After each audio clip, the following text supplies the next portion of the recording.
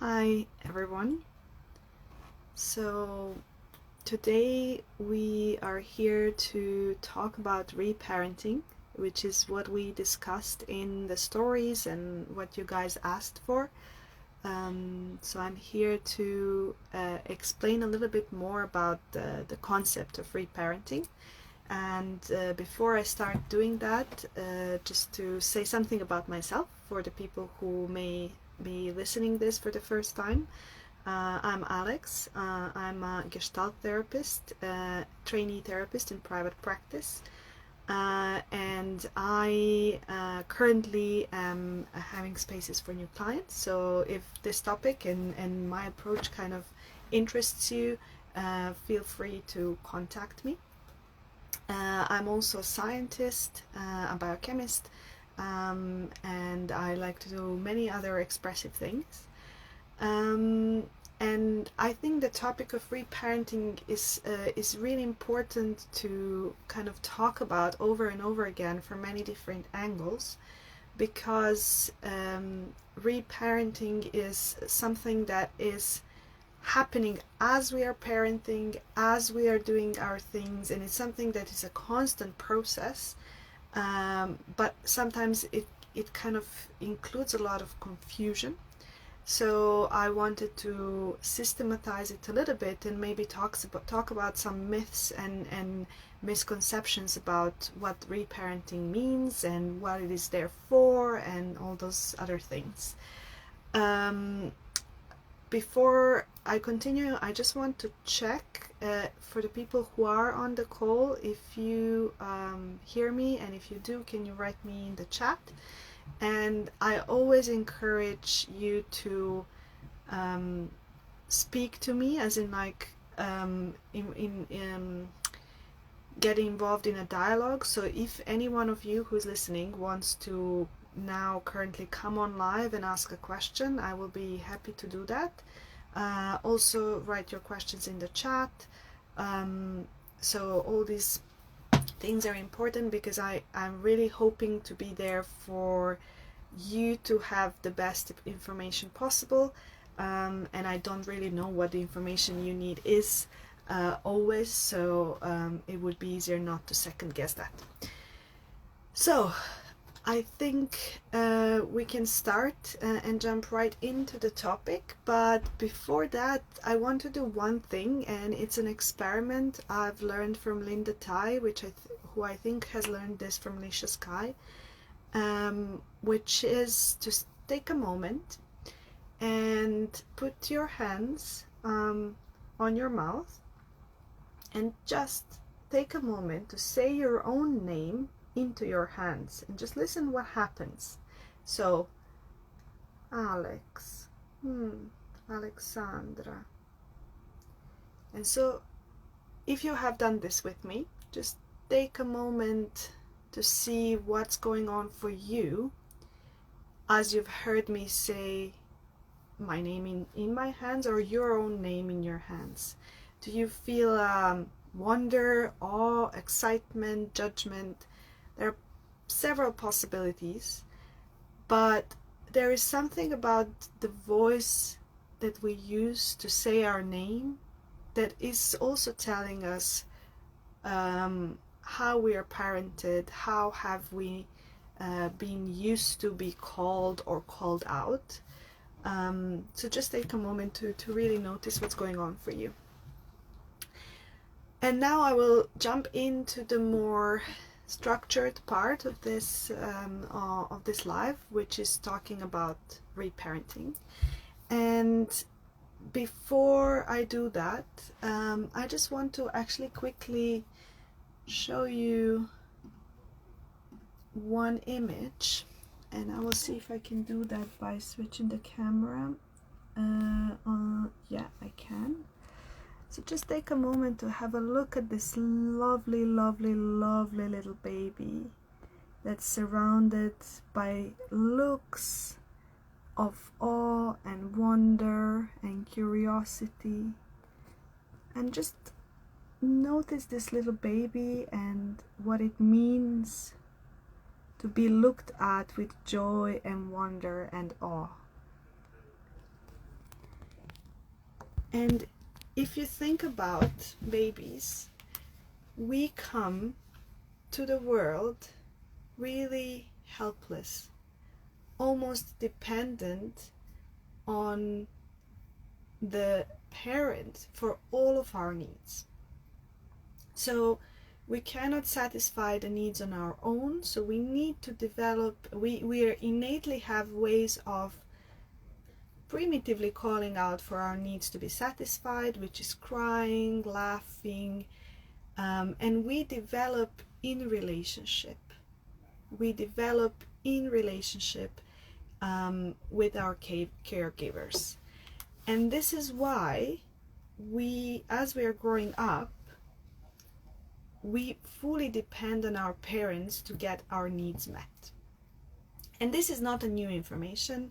It is very clear. It's you can see it even if you just look at babies for about a month, you will see that it's basically how we interact with our parents is how we are shaped, and we are shaped in these relationships.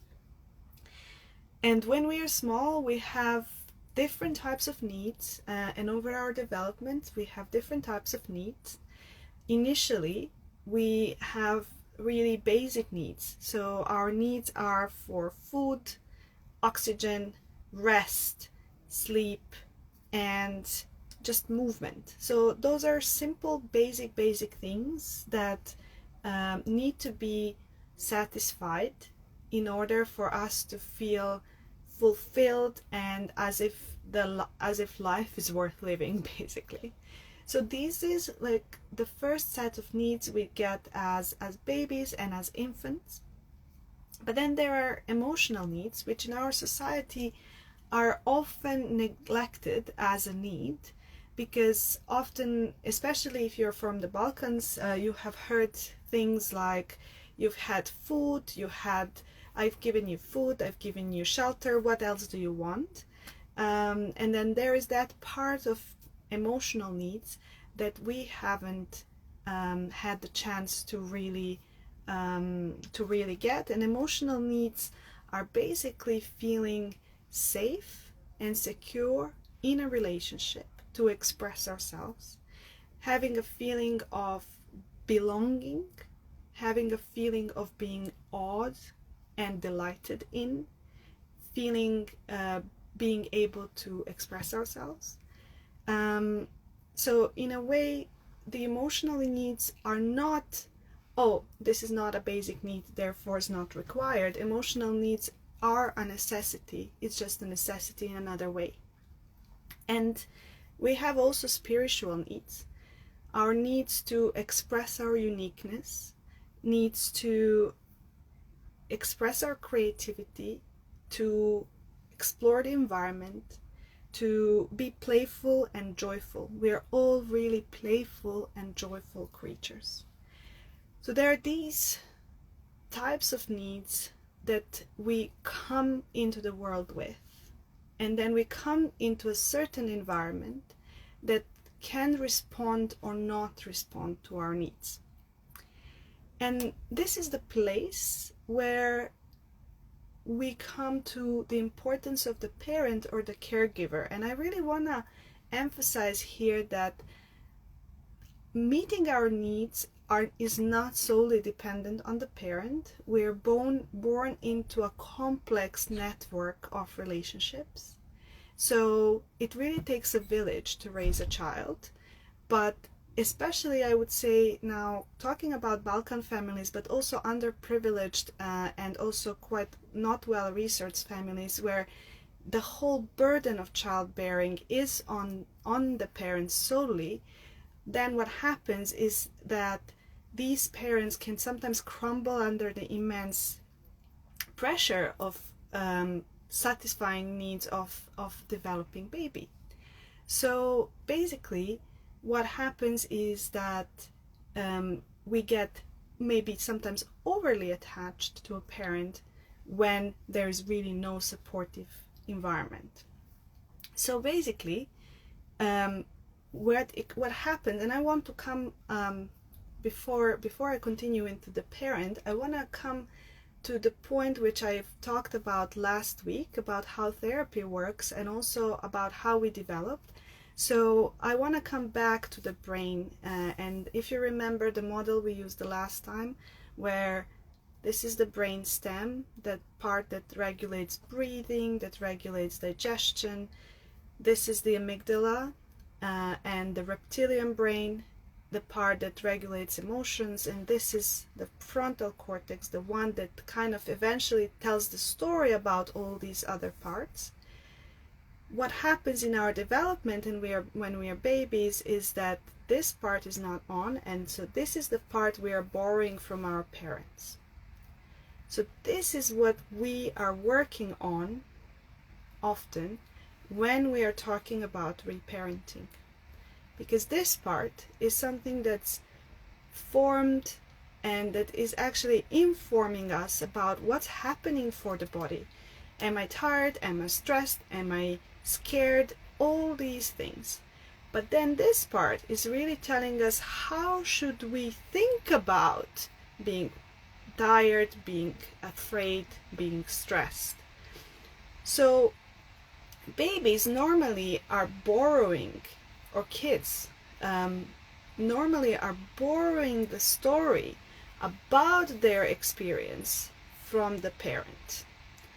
So reparenting, really, in the simplest terms, is just trying to understand what is this story that we have developed and integrated into us, that we are telling ourselves when we get scared, tired, afraid, happy, joyful, so all these kind of things. I really would appreciate if there is some unclarity, just write me in the chat. If there are questions, again, for those ones who have just joined, just really send me a message, and I can also take you on the call to ask a question. But basically, what reparenting is, in the bottom line, is really exploring the stories we have learned to tell ourselves about whatever need we have. So one really big misconception which I see in the sometimes in the therapy world, but I think it's mostly when people haven't worked a lot on themselves, is that often the reparenting is rejecting our parent, rejecting what they could give to us, and then being angry at them. And having that anger is a really important part of separation from our parents. But actually, reparenting has almost nothing to do with our biological parents or our caregivers. Reparenting is a deeply personal process. So I just want to stay with this and pause and remind you that, yeah, reparenting is a deeply personal process. So it's something that we do on our own, but sometimes we need support from either therapists or somatic workers to really get in touch with things that somehow have been buried deep inside by the story we are told about our experience. So another misconception about reparenting is that now that we are going to be a parent to our child, we are going to be the perfect parent that we never had, and we are going to give our inner child everything that it never ever got from our biological parents. And that basically creates a really great space for disappointment, perfectionism, and also an inability to actually satisfy the needs of our inner child. Because it's a healthy part of development for a child to be frustrated enough so that they can start being independent and learning new skills and growing and finding ways for themselves to solve problems. But this problem solving needs to be appropriate for their age and their stage of development. So this is where we need to really separate that reparenting doesn't mean everything goes. reparenting means 4 things. Reparenting means developing a self-care routine that takes care about your basic needs. So reparenting really means having enough sleep, having enough really nutrient-dense foods, having enough movement so that you can really stay present and grounded in your body. So that's the part of the self-care. Reparenting means building a sturdy inner parent that is practicing gentle self-discipline. So what that means is really creating rituals that you will be able to stick to without abandoning yourself. Maybe that's your favorite coffee that you can drink at a certain time of the day. Maybe that's knowing that you want to go and you can go for a movement practice once a week, or doing some meditation. But it really involves having gentle self-discipline and knowing that you are there to put boundaries for your inner child. But one thing that we haven't gotten from our parents, if we are doing this for a long time, one thing that we haven't gotten from our parents is really healthy boundaries.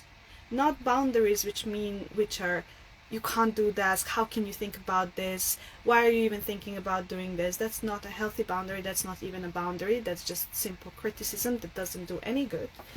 But a healthy boundary is saying, I can see how much you really want to take that cookie now. I can see it's really hard to resist this cookie. It's my job as a parent to keep you safe and healthy. And taking that cookie is really not good for you now. But we can maybe make an agreement to see how you will feel about that cookie in a week. And I might come back to you and offer that in a different context. But now, for now, no, that cookie is out of bounds. But I can see how frustrated you are. I can see how angry you are for me not giving you that cookie. And this is a really important difference between how can you even think of taking that cookie? What are you thinking about taking a cookie now? So it's a really different approach in how we set the boundaries, in how we talk about the need. So it's a really different and gentler approach to setting a boundary, but the boundary really needs to be there. And that's why this is a process of gentle self-discipline, not a punitive and harsh self-discipline. The next thing, so the first thing was self-care. Yes, I will save the video and I will post it on YouTube as well. So the first thing was having self-care, then having gentle self-discipline. The next thing is working on emotional regulation. So working on your emotional regulation again comes to what do we do when feelings come up for us? How do we react when something appears in our body which we have not encountered before? Fear, hopelessness, joy, awe, wonder, curiosity, terror. So these are all feelings that can come up, and sometimes we just don't know what to do with them because they might have been forbidden. For example, I have been often told, you're just thinking too much. You really need to stop asking these questions. You are thinking too much. And actually this message was, the real message was, I cannot answer your questions. I feel really ashamed that I don't know the answer to your questions. And I really like your curiosity, but I might not be the right person to ask. Whereas I was shamed for being curious and being excited about things and being really kind of wanting to explore the world. So this is a moment where my curiosity and my thinking and joy about the world has been judged. So this is the curiosity, this is my innate drive, and this is what happens when the story is don't ask questions, you're thinking too much. So there is a sort of retraction, and there is a sort of kind of closing down, because the story that I've gotten about my curiosity was really blocking the full expression of that emotion of mine. So reparenting means really finding a way to translate maybe what our original caregivers were thinking, in a way not to judge them, but to say, oh, when my mom told me that I'm thinking too much, I'm really sad, but she was really shamed of not knowing what to tell me and how to answer my questions, and how to work with my curiosity and drive and thinking and analyzing. So basically now when I get this feeling of like, oh, I had this question, but I don't know if I can ask because maybe I'm thinking too much, maybe I am too much.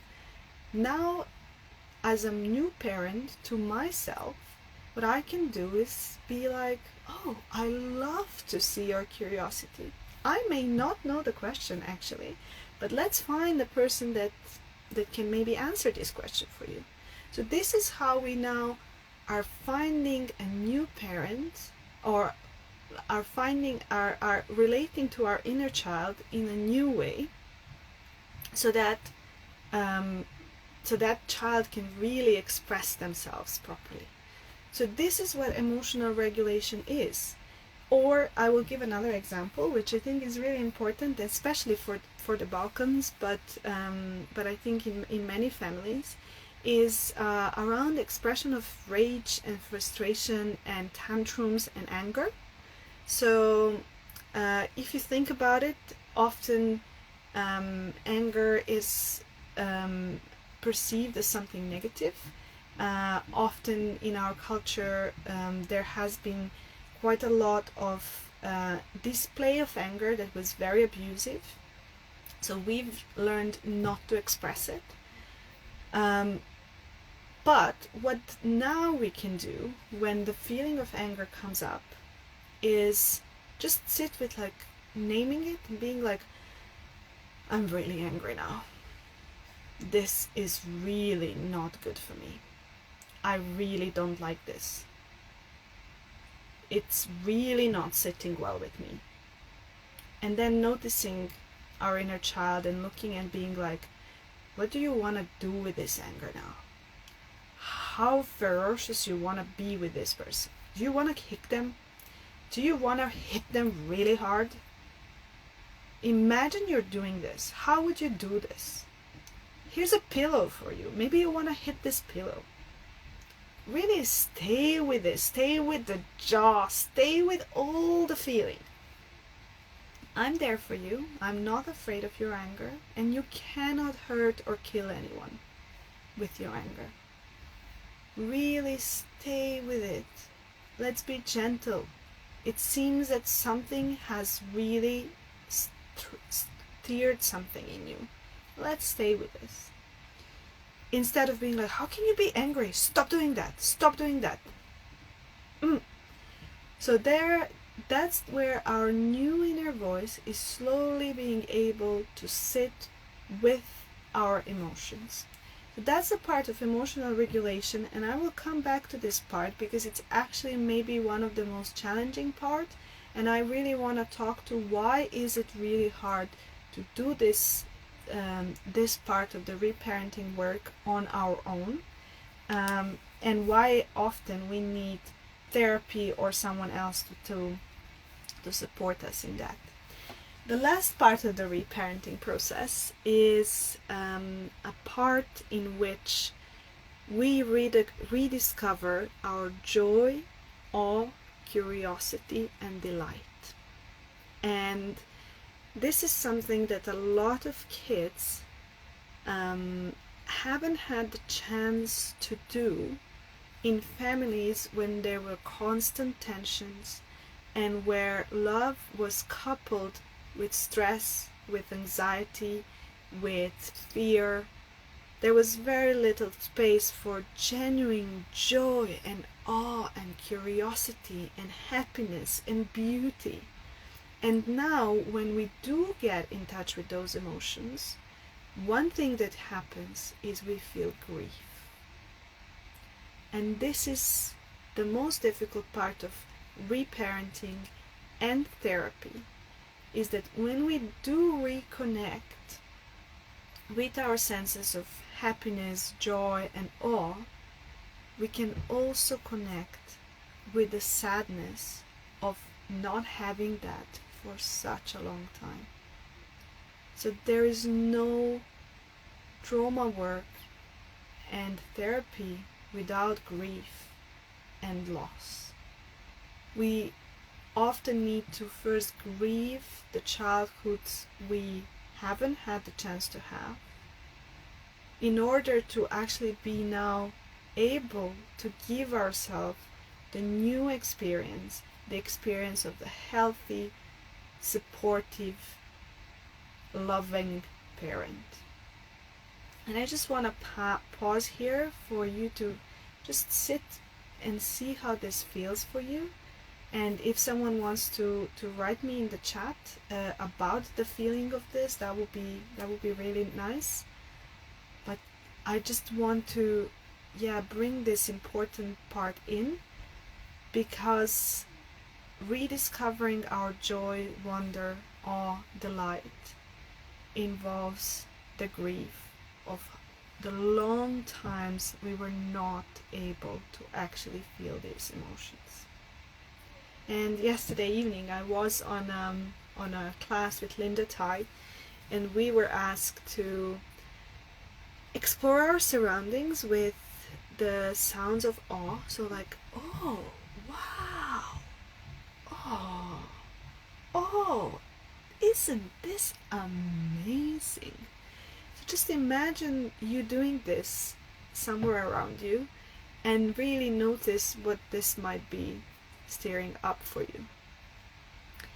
So now that we've covered what reparenting means, and I will just remind you, this is the brainstem, this is the limbic system, this is the prefrontal cortex which tells the story. The reparenting is really working with what's the story we're telling our limbic system about how it feels.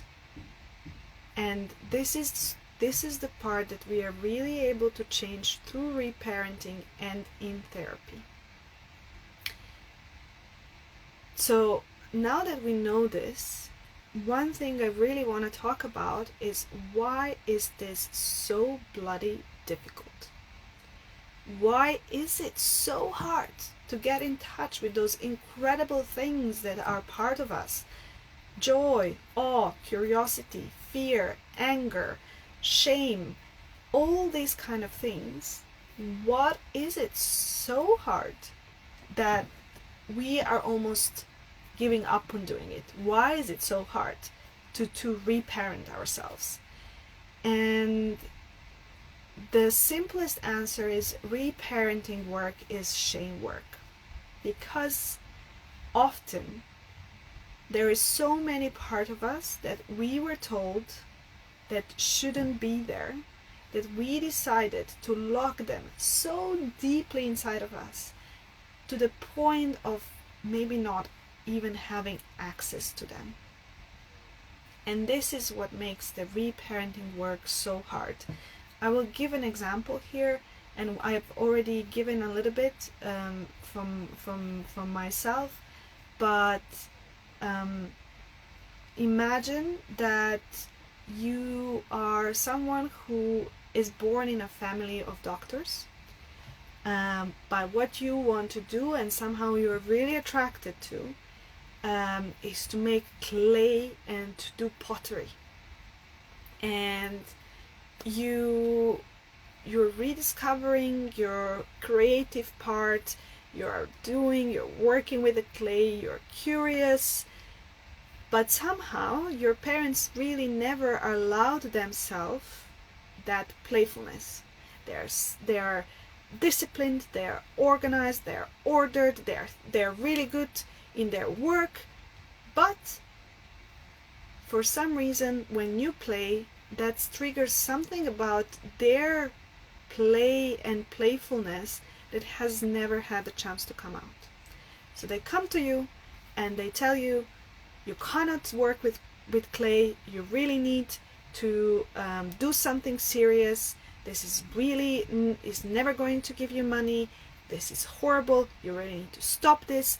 And somehow, if you are, and let's say you were 5, 7, 10 once this is being told, I mean, you're not thinking about money, you're thinking only about play, but something for them is triggering because you're playing, that they immediately shame that part of you and almost kind of do this to it, so that that part kind of crumbles under pressure and it's taken in and it's hidden somewhere very, very, very far back.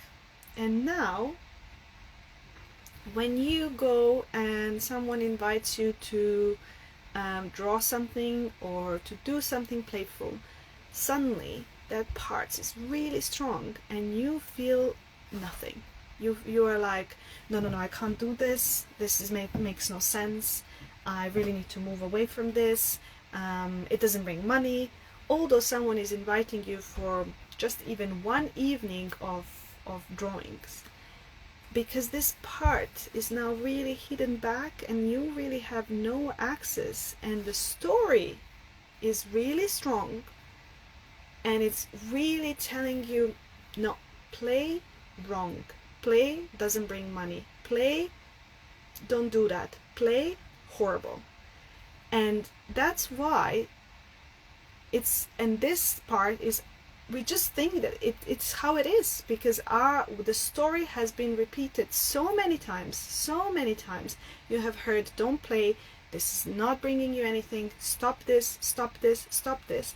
So basically now the story is very strong, that it really keeps that playful part really, really, really tucked away, very far away. And that's what makes this reparenting work so bloody hard. Because what needs to happen here are someone who is working with you noticing this, because sometimes you even don't notice it. So sometimes someone really needs to be like, I can see how hard it is for you to play.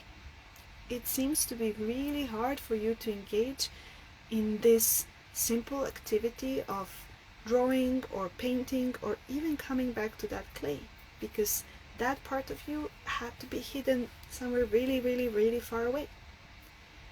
And that's the first step, but it's not the only step. Once you notice that part, which is the first part of reparenting work, is awareness.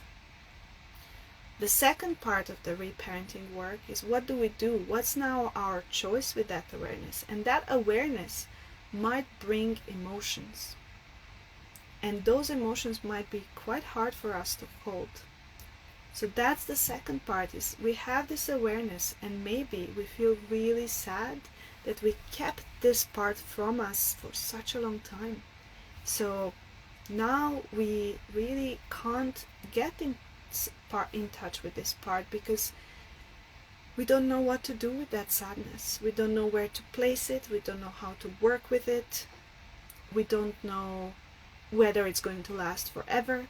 We don't know, if we feel this sadness, are we going to be then maybe next step angry at our parents for shaming us want to play? And then we need to sit with it anger and be like, yeah, I'm really pissed off at my parents that they shamed me when I wanted to play. And again, I'm saying an important part is reparenting is a deeply personal work.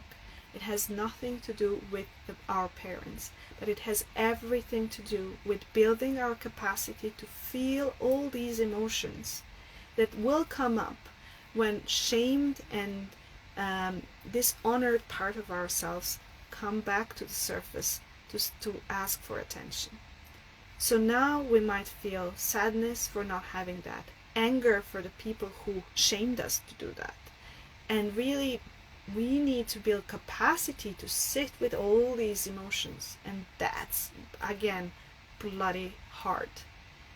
And then, once we've sat with that, now suddenly we realize, oh my God, I have a need to play that I have been putting off for years because I shamed it so much that I now feel like I really need to play every day. Let me play.